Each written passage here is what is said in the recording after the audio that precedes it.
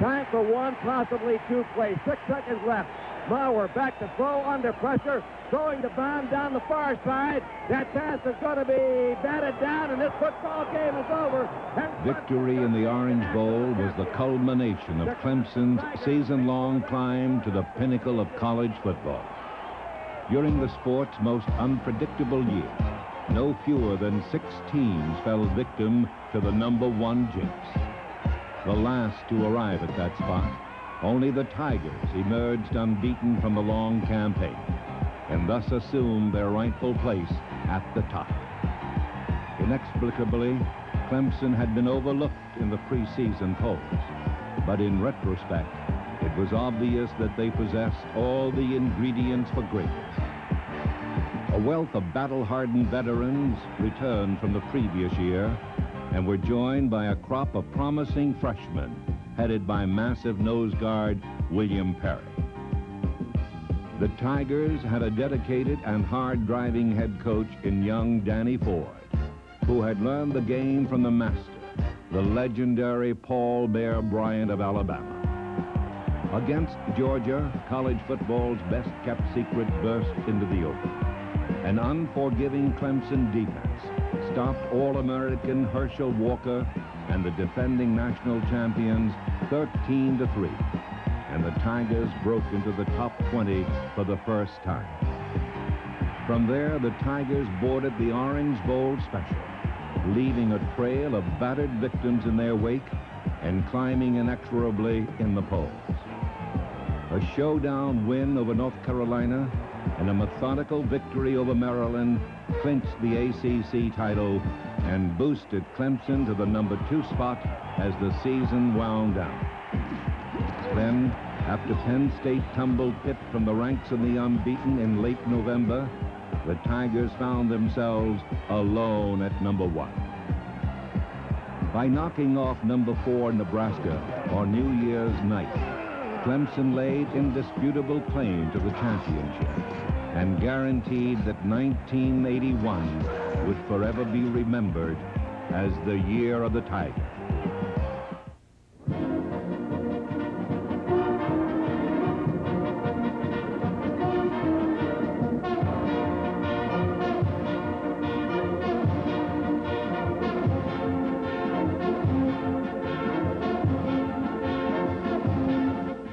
The youngest coach in history to win the national championship.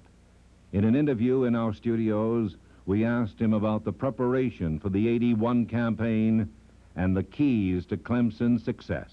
Of course, we opened up with Wofford University, and our football season got off to a good start, but back during July, we had a good planning session. Our coaches went on and planned the season. We decided we were going to have a plan for the season and stick with it no matter what happened.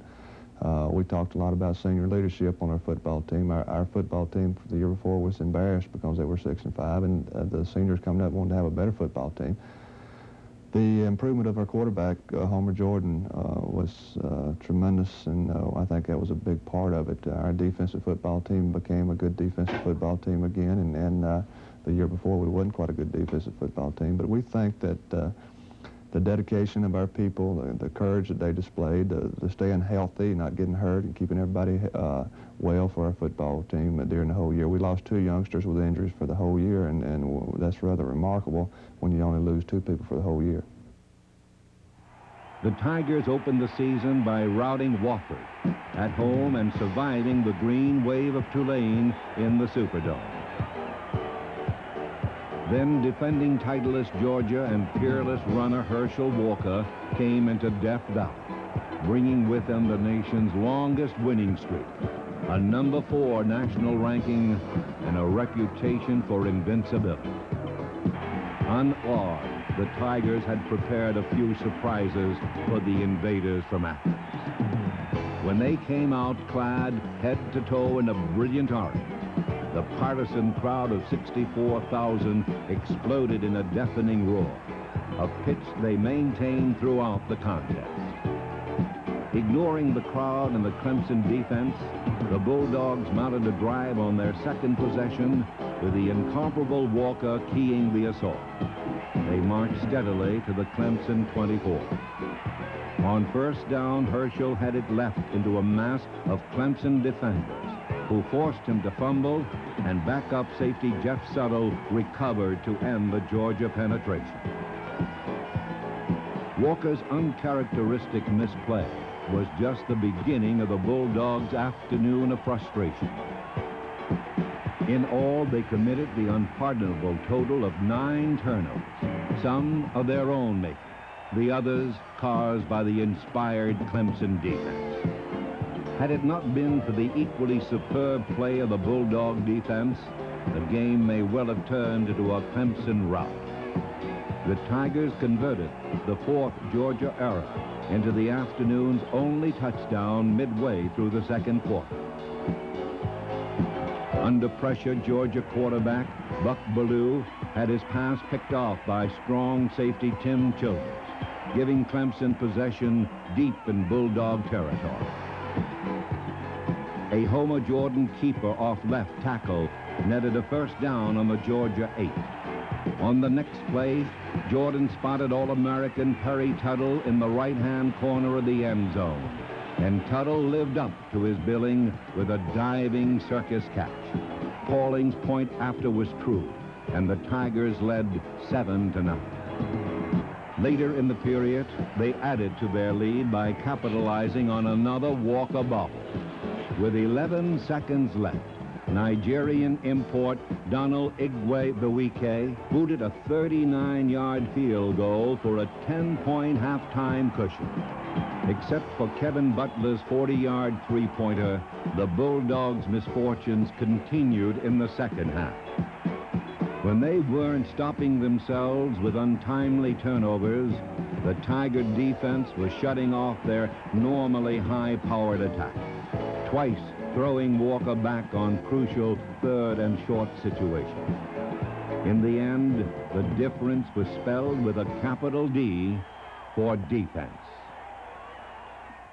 Armed with growing confidence and a number 18 ranking, the Tigers journeyed to Lexington, Kentucky for a regionally televised encounter with a fired-up Wildcats.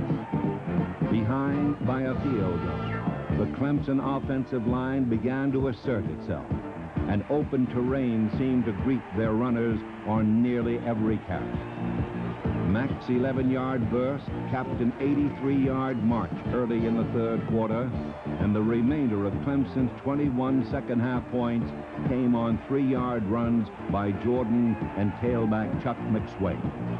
A spate of upsets across the country propelled the Tigers into the top 10, and they returned home to Tiger Town to open their ACC schedule against hapless Virginia. No Cavalier team had ever beaten Clemson in 20 seasons of triumph, and today would not be an exception. Entering the contest as the nation's stingiest unit, the Tiger defenders completely shut down the Virginia attack, and the offense got all the points it needed on Cliff Austin's long scamper in the second quarter. The Tigers added 2 Igwe-Bewike field goals and 2 short touchdown runs by Austin and Jeff McCall for a 27-0 win, their 5th of the season. The offense exploded the following week in a 38-10 rout of Duke in Wallace Wade Stadium. With Austin collecting a career-high total of 178 yards and Jordan passing for nearly 200 more, the Tigers amassed over 560 yards in total offense. Meanwhile, the Clemson defense was performing at its standard level of proficiency, stopping the Blue Devils on 6 successive plays at the Tiger 1. The impressive dismantling of Duke moved Clemson to 4th place in the writers and 5th place in the coaches' poll. The next Saturday was Jeff Davis Day in Death Valley, called the judge by his teammates. The senior All-American linebacker presided over a 17-7 verdict over North Carolina State. Davis handcuffed the Wolfpack attack, single-handedly accounting for 15 tackles and personally producing nearly 20 yards in losses. That kind of performance was clearly in order, because the Tiger offense was suffering through a subpar afternoon. Off the mark with his passing, Jordan went overland for a career-high total of 104 yards on 21 carries, and he expertly directed 2 long scoring drives. The Tigers locked up their 7th straight win when McCall broke off a block by All-American tackle Lee Nanny for a 15-yard touchdown in the 4th quarter. The game was an excellent demonstration of Jordan's versatility. Coach Ford. Of course, Homer was a quarterback only 1 year in high school, and then we played him as quarterback as a freshman, and coming into the spring training of his sophomore year, we were going to move him to defensive back. So he was very limited on experience at quarterback. He needed some leadership abilities, which he had, but he just needed some experience to get. And after that first season, which he suffered through about half the season before he started really improving, and from about half the season when we were 6-5, he improved steadily, and then he came up with a great junior year. We look for great things for Homer Jordan this his senior year. He is truly an outstanding youngster and with outstanding ability and leadership. If there were any doubts about the Clemson offense, they were permanently dispelled the next week against overmatched Wake Forest. The Tigers buried the Deacons under an orange blizzard, scoring virtually at will and by almost every conceivable means. When it mercifully ended, the Tigers had scored an unbelievable 82 points, had broken 10 school and 4 conference records, and had shredded the poorest Deacon defense for more than 750 yards in total offense. The Tigers now occupied the number 2 spot in the polls, and their fans began to ponder the impossible dream: a holiday trip to Miami and a shot at the national title. Hitting an 8-game winning streak and holding the 2nd spot in the polls, the Tigers traveled to Chapel Hill's Keenan Stadium for the regionally televised showdown with 9th-ranked North Carolina. It was the first time in history that 2 ACC schools had met while both were in the top 10. The contest was billed as a matchup between 2 prolific offenses, but it turned into a fearsome defensive struggle. After a scoreless first quarter, injured quarterback Rod Elkins promptly led his team to the Tiger second. As it had done all season, the Tiger defense rose to the occasion, and the Tar Heels had to settle for a Brooks-Barwick field goal and a 3-point lead. The Tigers responded by staging an 81-yard, 15-play march on their next possession.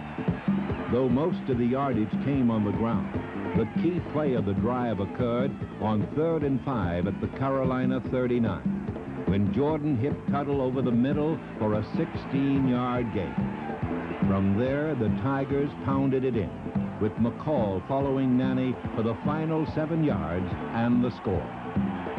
The Tigers launched another ground attack after intermission, but had to settle for an Igwe-Buike field goal when they stalled at the UNC 23.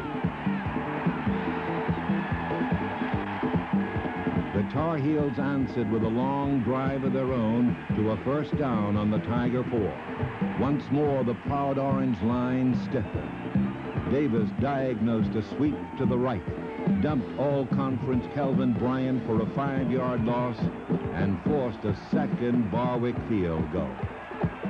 Just over 2 minutes remained when Hatcher putted out of bounds at the 2, and a Clemson victory seemed assured. But the Tar Heels refused to concede. With Elkins disabled on the bench, sophomore Scott Stankavich hastily directed an 11th-hour march. Poised against destiny, the Clemson defense dug in for one final challenge. Stankavich drops back. He tosses it to Burris on the right, but it pops out of his hands. Bill Smith takes Burris out of the play, but that ball's still loose. Jeff Bryant falls out after the Tigers. But is it a fumble? If it's ruled a lateral, Clemson will get the ball, and that'll clinch a 10-8 win.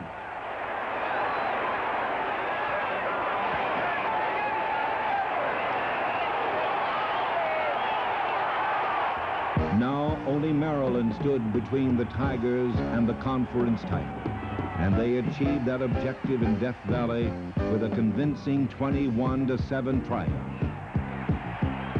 Denied the run by the famed wide tackle 6, Jordan exploited the vulnerable Terp secondary with the most impressive aerial performance of his career.